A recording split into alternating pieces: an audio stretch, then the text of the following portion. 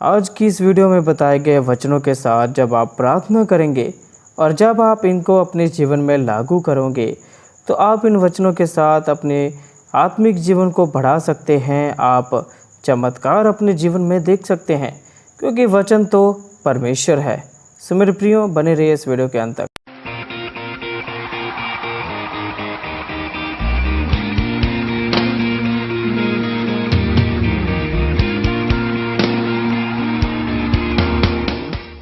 तो सबसे पहली बात यह है कि आप बाइबल को पूरी तरह से अपने दिमाग, अपने दिल में रखिए क्योंकि बाइबल परमेश्वर है और बाइबल में क्या लिखा है? वचन, और वचन ही तो परमेश्वर है।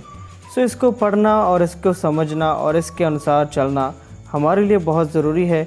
इसी से हमारा आत्मिक जीवन पहचाना जाता है।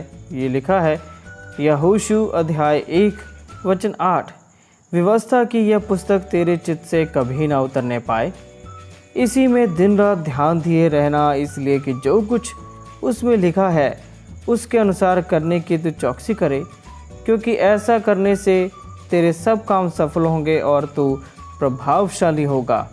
आमीन। दूसरी बात यह है कि जो अगुआ आपके चर्च में है, यानी कि जो पास्टर आपकी चर्च में है, आप उसके अधीन रहें।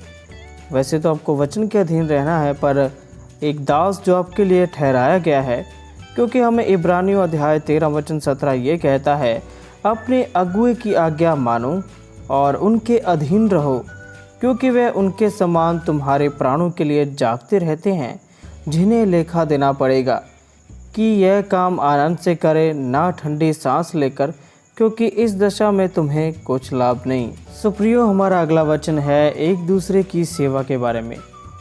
कई लोगों को मैंने कहते हुए सुना कि हमसे तो हमारा ही बहुत मुश्किल से पूरा पड़ता है, तो हम किसी की सेवा क्या करें।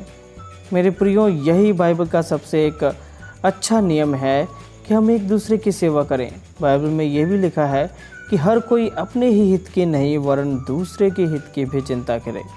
सुप्रियो, पहला पत्रस अध्याय 4 वचन 10 में कहता है, जिसको जो वरदान मिला है वह उसे परमेश्वर के नाना प्रकार के अनुग्रह के भले भंडारियों के समान एक दूसरे की सेवा में लगाएं।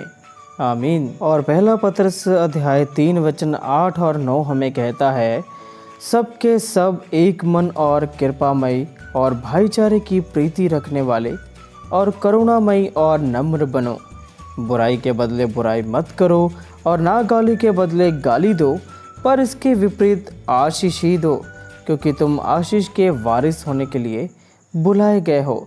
इन नियमों को मानना बहुत ज़रूरी है मेरे प्रियो। हमारा 5वां वचन बहुत ही ज़्यादा ध्यान देने वाला है, क्योंकि बहुत ही गंभीर बात वहाँ पर लिखी हुई है, जो है इफिसियों अध्याय 5 वचन 16 और 17। वहाँ लिखा है, अवसर को बहुमूल्य समझो, क्योंकि दिन बुरे हैं, इस कारण निर्बुद्धि ना हो, पर ध्यान से समझो कि प्रभु की इच्छा क्या है।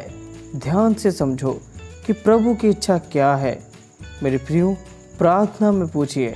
सबसे बड़ी बात जो आखिर में हम पढ़ते हैं, हमारा विश्वास परमेश्वर के ऊपर पक्का होना चाहिए, क्योंकि यही तो एक डोर है हमारे और परमेश्वर के रिश्ते के बीच की।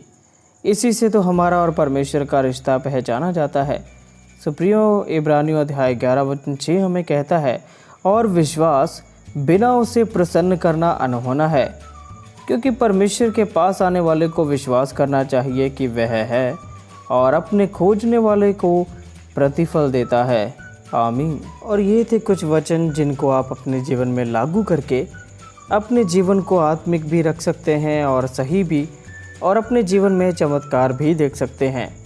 सो मेरे प्रिय दोस्तों, इसी तरह के वचनों की वीडियोस हम और भी लाते रहेंगे, और आप सबका शुक्रिया इस वीडियो को देखने के लिए, अपना कीमती समय देने के लिए। मैं आपका आभारी हूँ और परमेश्वर आपको बहुत बरकत और आशीष दे। Thank you. आमीन।